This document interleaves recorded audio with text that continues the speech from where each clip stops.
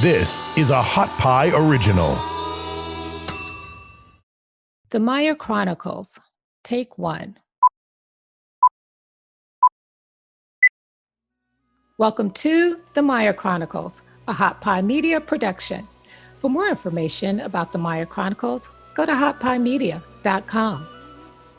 In this episode of The Meyer Chronicles, Andy Meyer and John Rubin discuss the Oscar-nominated film, Fried Green Tomatoes. Andy, great to see you again. How are you? I'm good. We're now veterans at this podcast business world of intrigue and enjoyment because this is our third podcast. We've done 2 on the Breakfast Club. Indeed. And we're getting to know each other very, very well. And we did the NBC show on the Breakfast Club, which you produced, which was fantastic. Yeah, getting to interview in person was awesome. And that was a big part of why that show worked out great. And then getting to interview you in the podcast on the 2 Breakfast Club specials was a lot of fun. And here we are talking about another classic film that you are very closely associated with, Fried Green Tomatoes. Which I produced. Executive produced. And I think you did a little more than that. I think as you and I were chatting in preparation of this, just like the Breakfast Club, if you're not in the right place at the right time, if you don't make something happen, this movie maybe doesn't exist. As we discussed, this is a case of pure happenstance. In the Breakfast Club, everything went right. It was kind of magical. With Fried Green Tomatoes, everything went wrong that could go wrong, and we still made the movie. And it took like 5 years. So it's a good story, and there's a lot of teachable moments in it and lessons that I learned, and happy to pass along to anybody who wants to listen to them. So a few years after the Breakfast Club, I understand you were running Norman Lear's production company, Act 3 Productions. Norman Lear, of course, being the genius behind so many of those legendary sitcoms from the 70s, All in the Family and Sanford and Son, Good Times, and so many others.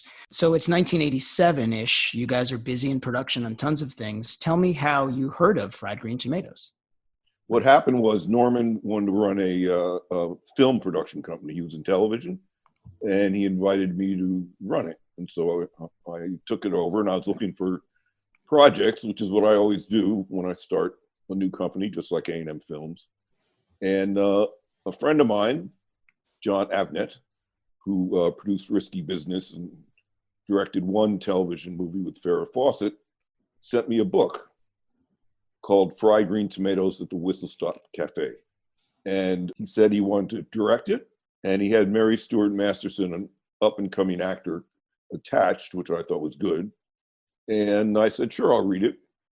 And he sent it to me because I sort of had a reputation, whether this is good or bad, I'm not sure, of wanting to tackle hard-to-get-made movies. So I made a movie called Birdie with Nick Cage that basically a lot of the movie was Matt Modine's affair with a bird.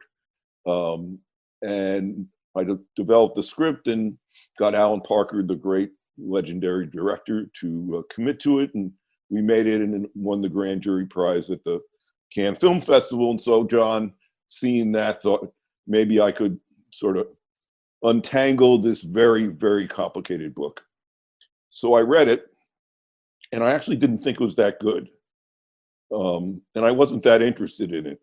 It had one thing interested me.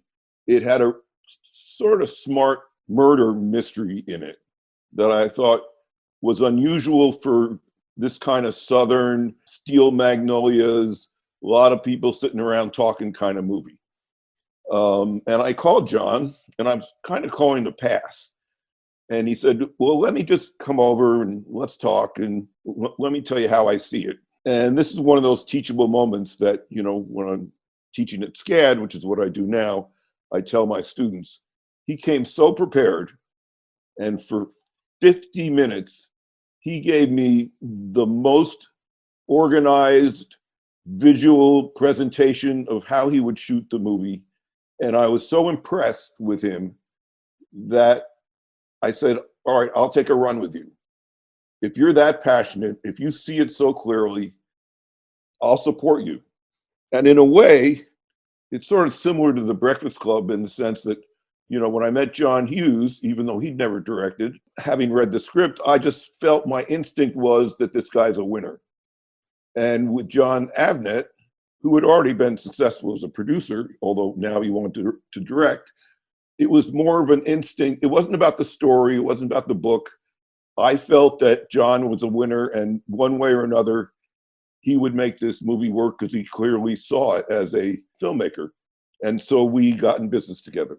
You had said that a lot of other movie studios and production companies actually passed on adapting this book before Avnet brought it to you. Do you know the history of that or why that was?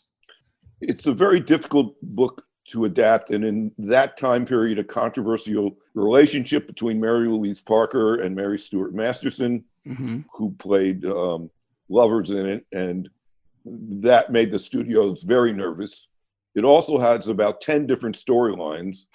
And I'm sure if anybody read the book as I did, they probably just threw their hands up, because you've got a present day story, which is a separate movie really, with Jessica Tandy and Kathy Bates. And Kathy Bates is going through an empowerment period with a fantasy figure motivating her called Tawanda. Tawanda, righter of wrongs, queen beyond compare. So you have to play out that arc with that character. And then you go into the backstory of the Threadgood family growing up in the South. Well, the way I figure it, he never makes mistakes. I mean, he made sure we got together. He made sure you got the best looking, most charming brother in the world.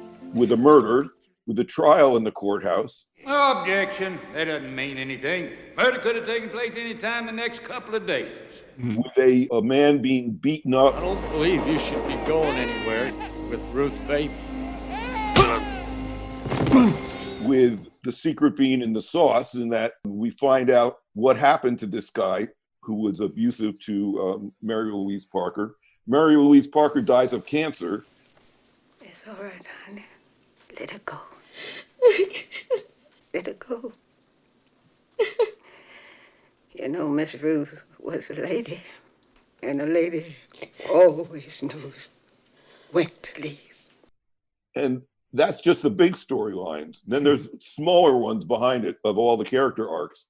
So it was a tremendously difficult book to adapt. And ultimately, when you hear the end of the story, there's a good ending in that the script was nominated for an Oscar as Best Adapted Script with those storylines. So obviously a lot of movie studios think this is maybe too big to tackle. And controversial too. So if a lot of studios are passing for understandable reasons, John Avnet and you guys partner up, and he has a vision of how. Yeah, that's when he came in my office, and for 45 minutes, he told me the movie with all those storylines. He figured it all out. So you've got a plan, you guys, but now you have to have this script adapted, right? You've got to figure out how are we going to do something that is still, seems like a big task. How did you attack that?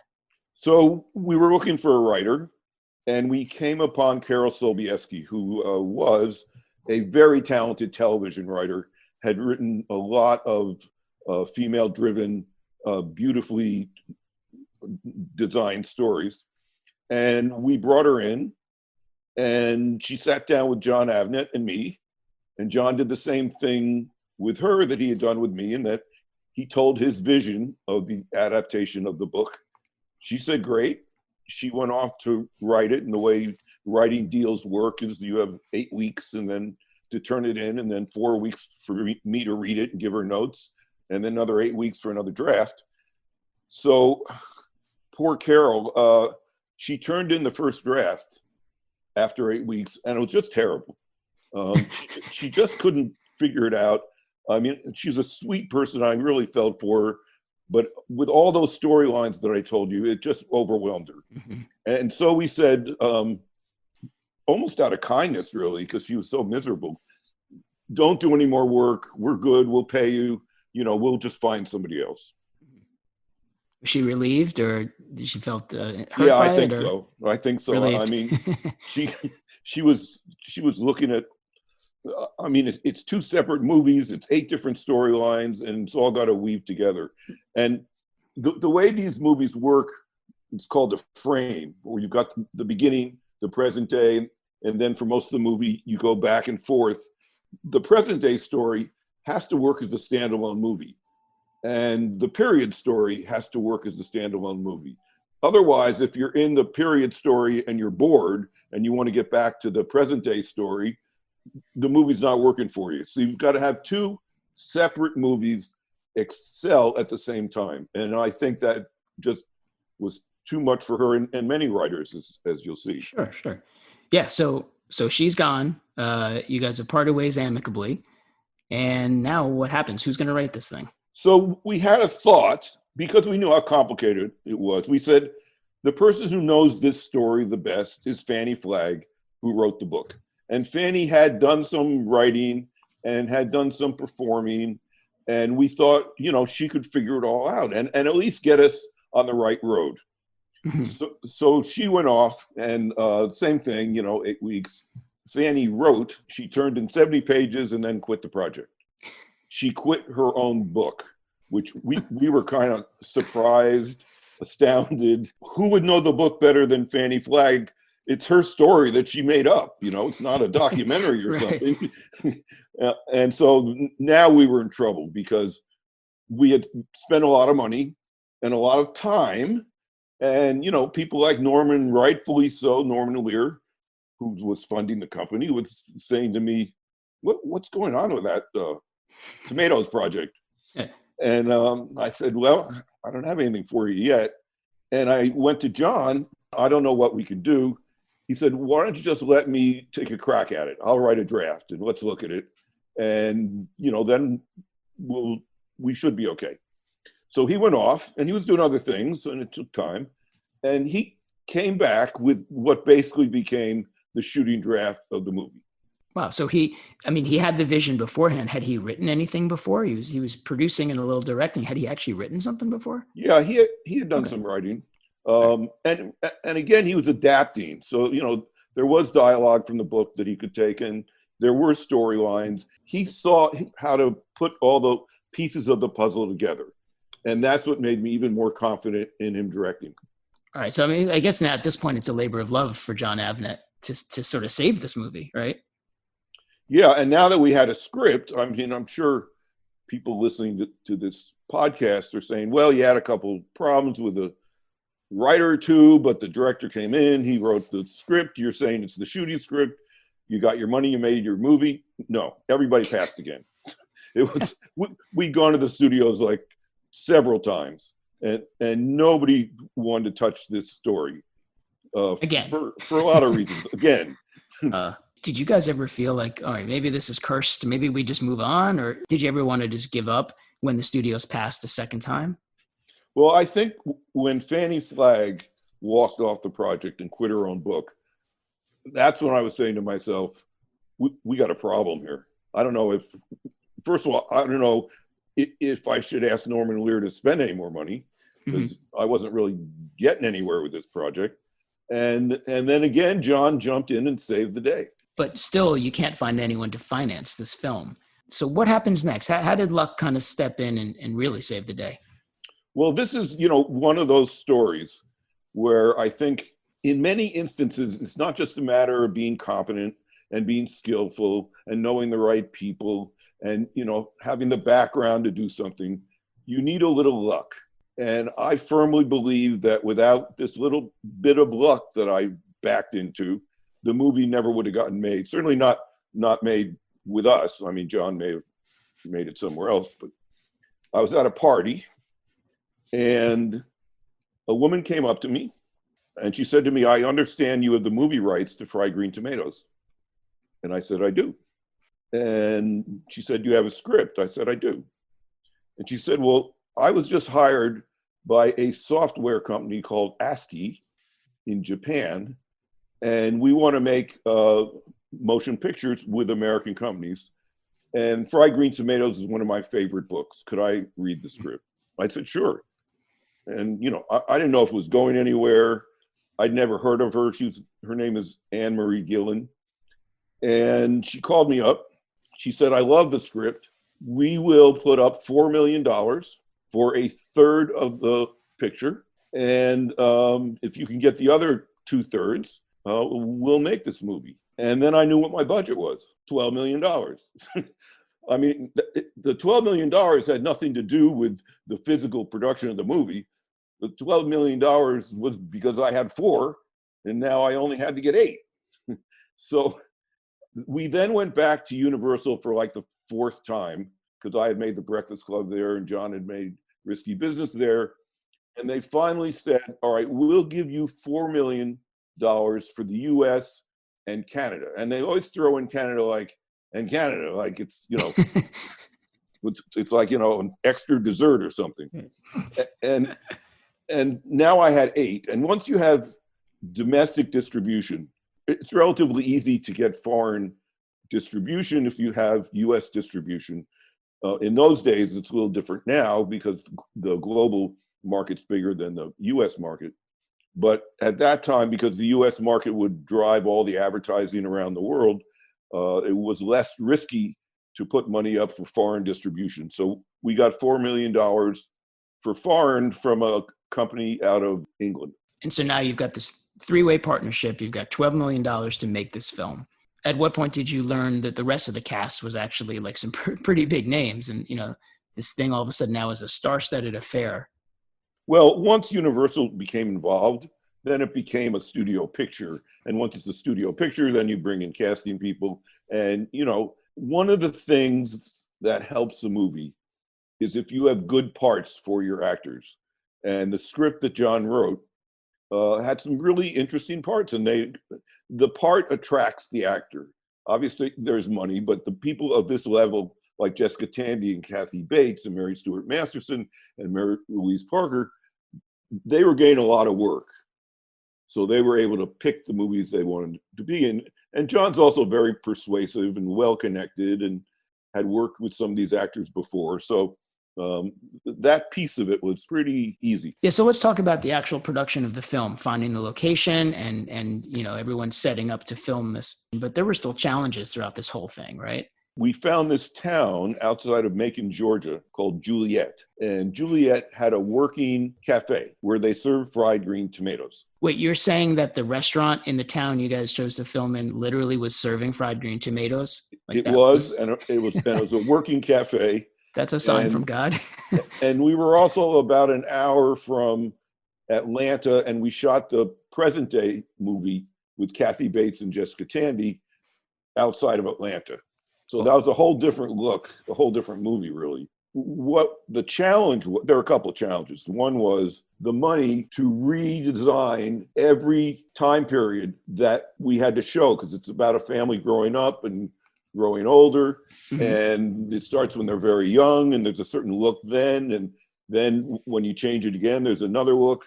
And we had to shoot out each of the periods instead of going back and forth. Sure. That's much more expensive.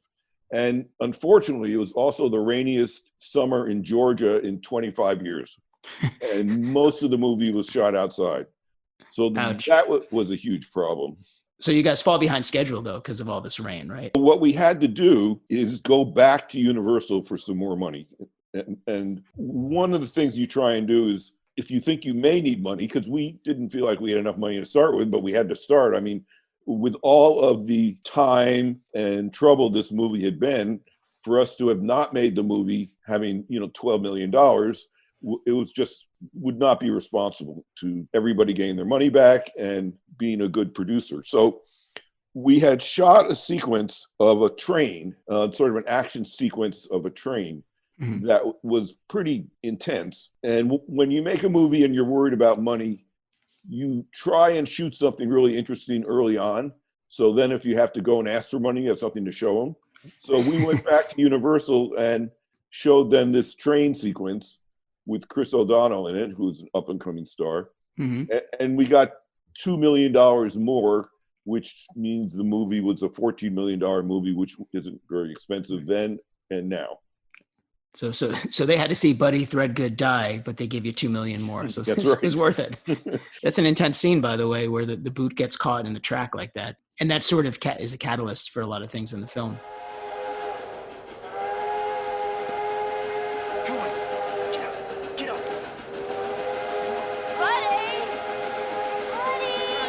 Buddy Threadgood.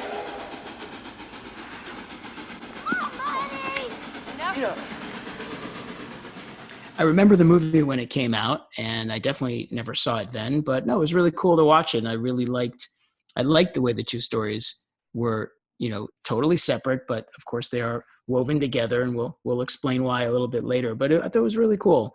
It was touching. I thought it had some very funny moments. I thought there was a lot of cool themes in this movie. A lot of stuff that was probably a little groundbreaking for a movie 30 years ago. Complicated. Sure.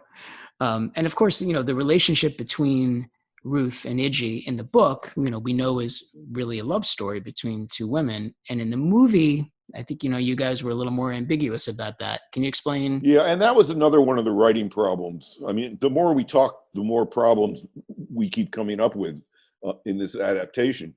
But, in that time period, to show a gay couple honestly was difficult to do and very controversial. And I think the writers, and I know John, wrestled with this quite a lot, how to handle that relationship. Sure. And we eventually came up with the opinion that they're clearly a couple in love, but what they do in their bedroom is their business and not our business. And we will just show, the relationship as it's seen in public. In fact, that approach, today we would probably do it much differently, much more honestly. For sure. But every feminist group, we won every award in terms of how we were treating women in that kind of relationship. And I actually think a lot of the actresses in that film, I don't think that if they were doing this movie today, they would be okay with you guys glossing it over like that. You know what I mean? They would say, no, well, go for it. Why wouldn't we? Right? Yeah. You had mentioned that you didn't want this to just be, a movie that women would go see because it was female driven. But what kind of stuff was there in here to get the male demo interested? We were terrified that guys wouldn't want to come to this movie. It's just a bunch of women sitting around talking. That's probably why I didn't see it when it first came out. That's right. I was 17. It's not my fault.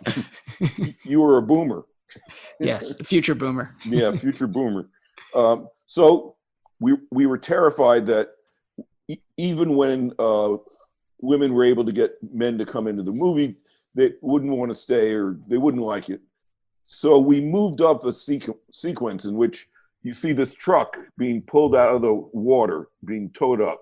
Right. And we felt that if we opened the movie with that, guys would say, oh, maybe there's a murder. Maybe there's some blood. Maybe there's some fighting. Maybe it's not just a lot of people talking. Well, right. I'll stick around. I remember the day they pulled that truck up out of the river. When we first meet Jessica Tandy in the present day story, literally a couple of minutes in, she teases with the line, well, who could have thought that she would be charged with murder? And, right. And that was brought way up in the story for the guys. Yeah, it's a great hook. Yeah. So, and that made it a different kind of movie. And as I said, when I read the book, the idea that it's this kind of Southern charming story with a serious murder and trial. You not only have a murder, you have a trial, and then you have a recreation of the murder a second time. Right. All a subplot of three other movies that are going on at once. When I was in the hospital, the nurse gave me one of them fleet enemas this is fond of. Mrs. Cleo Threadgood, 82-year-old widow, imagine that. Actually, everybody calls me Ninny. Of course, I'm just visiting here. Did you ever have one of them fleet enemas? Well, no. You'd remember it. Does the name Itchy Threadgood ring a bell? No, ma'am. I don't think so. You'd remember her. You see, I was practically adopted by the Threadgood family. I married her brother, Cleo. Oh, uh-huh. Yeah. Itchy and her friend Ruth ran the Whistle Stop Cafe. Oh. Itchy was a character, all right. But how anybody could have thought she murdered that man is beyond me. I beg your pardon? Well, you sit and relax a while. I'll tell you all about it. So Jessica Tandy's character, Ninny, she's narrating so much of what happened, 50 years prior. I was having trouble connecting, who she maybe was in the story. Was that something you guys wrestled with in the scripting or the shooting of it? Again, that's one of the reasons why the writers had so much trouble. Oh, okay. Because you got the person who is telling the story isn't in the backstory that she's talking about. And when, it's okay to cheat a little bit on flashbacks, but if the person is never there, right, you just can't understand how this person knows everything. So we were afraid the critics were going to kill us about that. And at the end, we sort of added a scene to create a different kind of point of view. So at the end of the movie, when Kathy Bates and Jessica Tandy are walking to the Whistle Stop Cafe, the script said, You reminded me about what the most important thing in life is. Do you know what I think it is? No, ma'am. Friends. Best friends. And then you pan over to the cafe and the music comes up and that's the end of the movie. We added a scene where they walk over to a cemetery and there's a note from the bee charmer, and Kathy Bates says, do you think we'll see her? And Jessica Tandy says, maybe we will. What we were trying to do is get the audience to believe, because if the book had been written properly, the Mary Stuart Masterson character would have been Jessica Tandy, but it wasn't. But what we were trying to do is have everybody think that Mary Stuart Masterson is the old woman telling the story. And it's an emotional scene, and it's the end of the movie. For 30 years, people have said to me, was Idgie Ninny? Was Ninny Idgie? And I always say the secret's in the sauce, which was the ad campaign. Idgie's alive? Oh, yes. She's still out and about, charming bees and selling honey. Sometimes I think I catch a glimpse of her.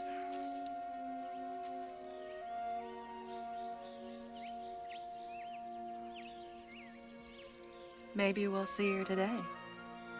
Maybe. Let's go.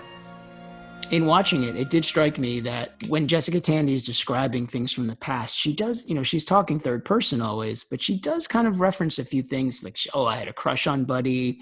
And she said, I married, Cleo, and they took me into the family. So like, you feel like she's there, but I know what you mean. You don't really know if she's really like, how would she all know this? So I kind of thought they were the same person in the end. I thought you guys led me to believe with a wink in Kathy Bates' eye. It's like, oh, maybe you are her.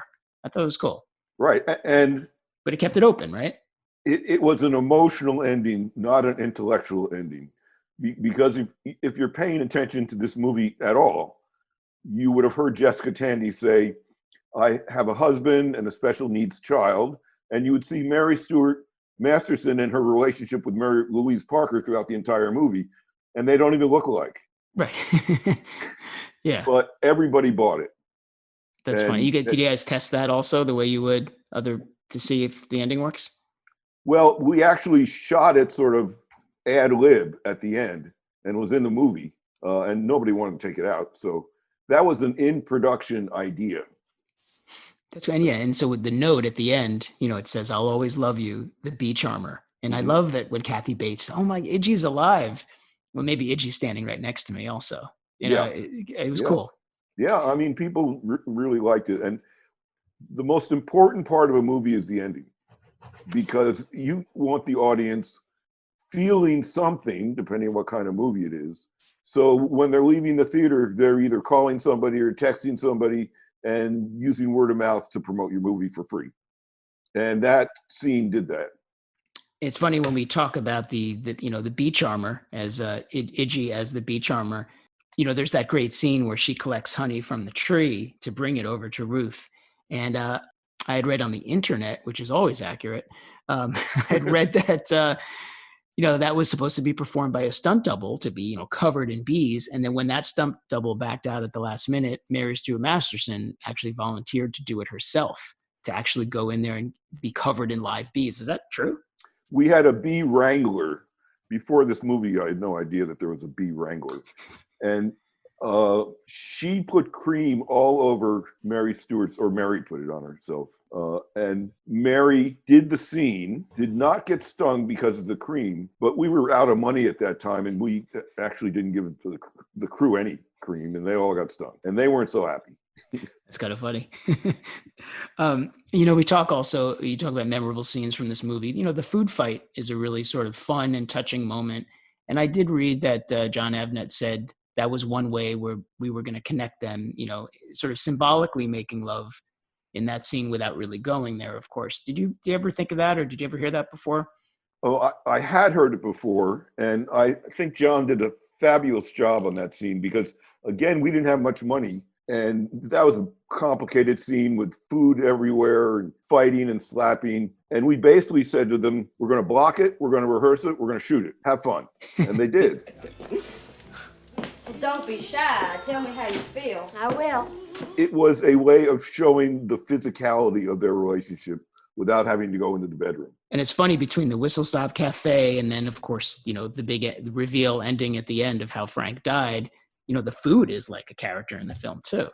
We shot the food like it's a commercial, and it was glowing, the close up on the tomatoes. Right.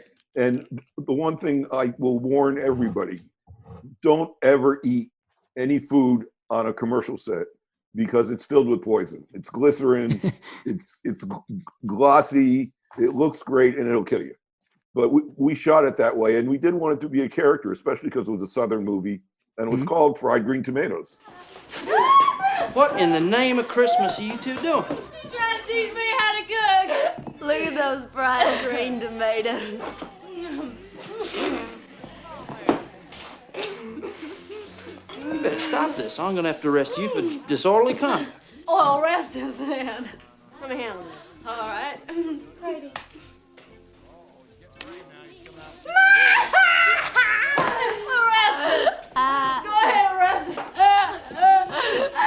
Ruth, I have to say, I believe Idgie's been a bad influence on you. I agree. There's one other funny scene I was just going to ask you about too. I thought when Kathy Bates wraps herself in saran wrap to try to spice up her marriage, I thought that was quite memorable. Was there any funny stories on set you ever heard about that? Is there? It was in the book. That was in the book, and we all thought that worked well. I mean, her whole empowerment story. Mm-hmm. Probably the most famous scene in the movie is the parking lot scene. And, you know, with comedy, it's a setup and payoff. So early in the movie, somebody pulls in front of her in the parking lot at the market, and she's intimidated. And then at the end of the movie, it happens again, and she yells to Wanda and just smashes into that car like 10 times. And if you ask people about this movie, they talk about that scene as much as any other scene. Yeah, it was hilarious. And it's over the top. She doesn't just hit once. She goes like 8 times. Yeah, and the people are staring at her like, what's going on? Yeah. Excuse me. I was waiting for that space. Yeah? Tough. Face it, lady, we're younger and faster.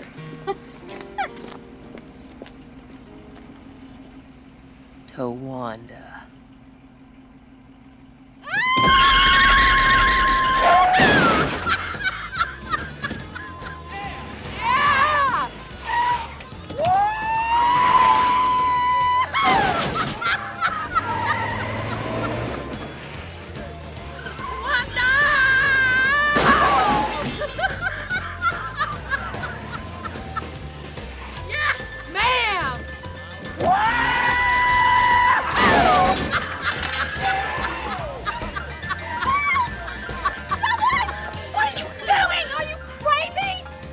Face it, girls.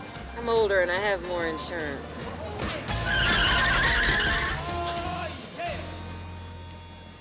So the movie comes out like Christmas week, 1991, just in time to qualify for the Oscars that year. But I know in the months before that, there was something kind of major that happened in terms of the writing credits for this film. Can you tell me that whole story? If there's a dispute about who should get credit and where their credit should go, from a writing point of view, the Writers Guild of America comes in and does what's called an arbitration, which is they read all the drafts of the script and they decide whose name should go first or second or not be on the movie at all. And because there were two writers and John had done all that writing, the scripts went into arbitration. And the Guild decided that the writers of Fried Green Tomato were Carol Sobieski and Fanny Flag.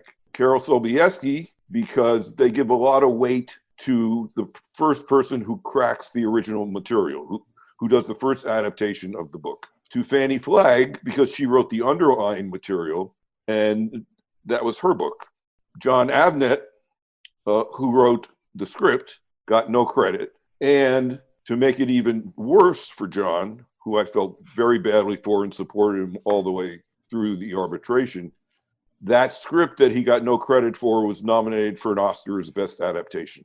Insult to injury, but I'm sure he was thrilled the movie was nominated, but it probably stung a little bit that it was for Best Screenplay, I guess. Right.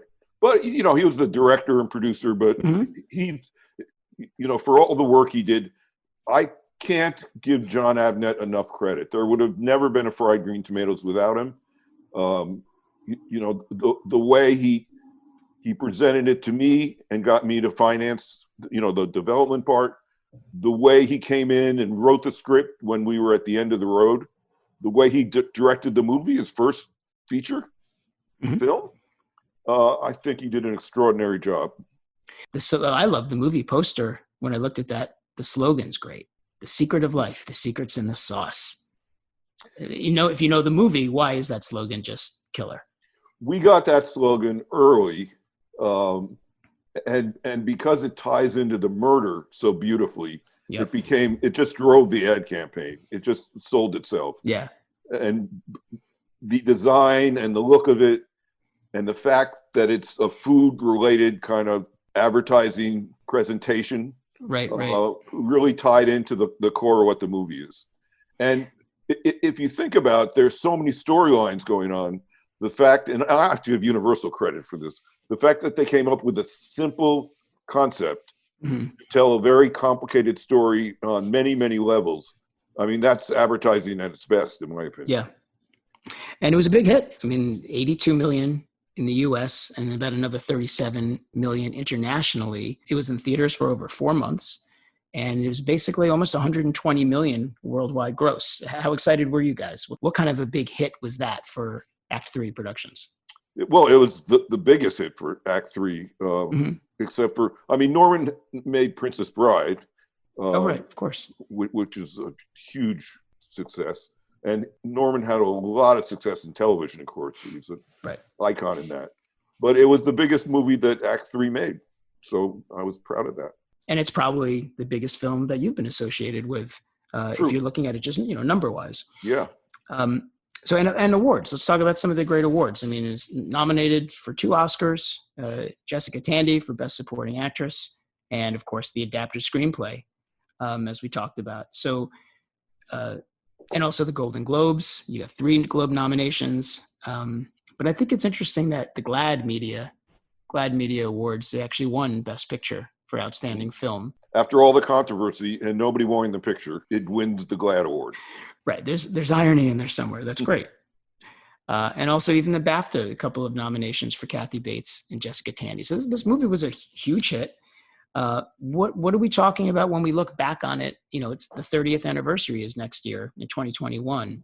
In all this time, have you and Norman ever chatted about this movie? Or what do fans, people that know you, what do people say about this movie as time goes on? Well, people from all over the world love this movie because I travel for SCAD to many countries, all over South America. I've been to China twice, and they know this movie.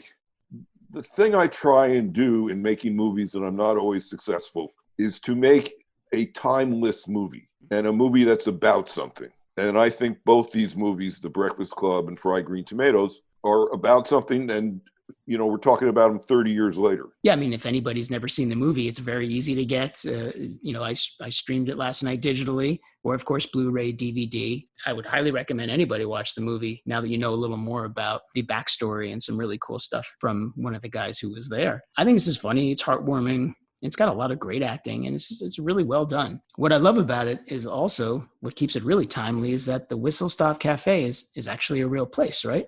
serving fried green tomatoes, and they have everybody's pictures around the wall. That's and, awesome. And you can walk up and down the set, which is basically the town, and see the dam, and even walk to the courthouse and buy T-shirts and the train tracks. I guess you can. Yeah, that's train really tracks cool. are there. It's a tourist thing. Well, and that's a big deal. That's how a movie like that stays alive. Also, is people who care about it will actually go and do that. In the Mystic Pizza sense. I took my wife there on our second date, so there's that. Did you say, I executive produced this movie? Will you marry me? Yeah, something like that. When you look back on it, a final thought on Fried Green Tomatoes. When you think of all the struggles and all the hurdles that you guys overcame to actually make this movie, what are a couple of the life lessons that stick with you in the long run? One of the things that I think about is you can't give up unless it's a terrible idea and you're just wasting money. But every day I was looking for some kind of happenstance to have this movie come together, because what we were trying to do in a traditional way wasn't working. Yeah, I happened to be at a certain party where Anne-Marie Gillan, who had just taken over a Japanese company and loved fried green tomatoes, ended up standing next to me. I mean, the odds of that happening are pretty slim. So, sometimes you have to root for a little happenstance, a little luck, thinking outside the box. I believed in John Avnet. I really wanted to make this movie work for us, but for him, because he worked so hard and was so smart. I just wanted to make the movie with him, and I was glad we could. It's a big part of both of your legacies. You guys should both be really proud, and it's a great movie. And I highly, highly recommend, if somebody out there hasn't seen Fried Green Tomatoes, now that you know all the cool stuff behind the scenes, go check it out. Did Iggy really barbecue Frank Bennett? Are you pulling my leg? Secrets in the sauce, or so I've been told. You reminded me about what the most important thing in life is. Do you know what I think it is? No, ma'am. Friends. Best friends. Oh, Minnie. Look.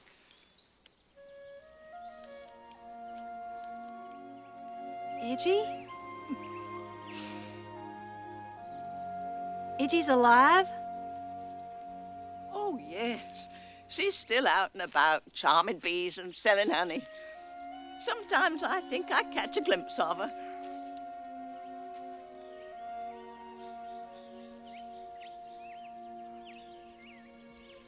Maybe we'll see her today. Maybe. Let's go. We hope you enjoyed this episode of the Meyer Chronicles, and thank you for listening. To hear more episodes in this series, go to hotpiemedia.com.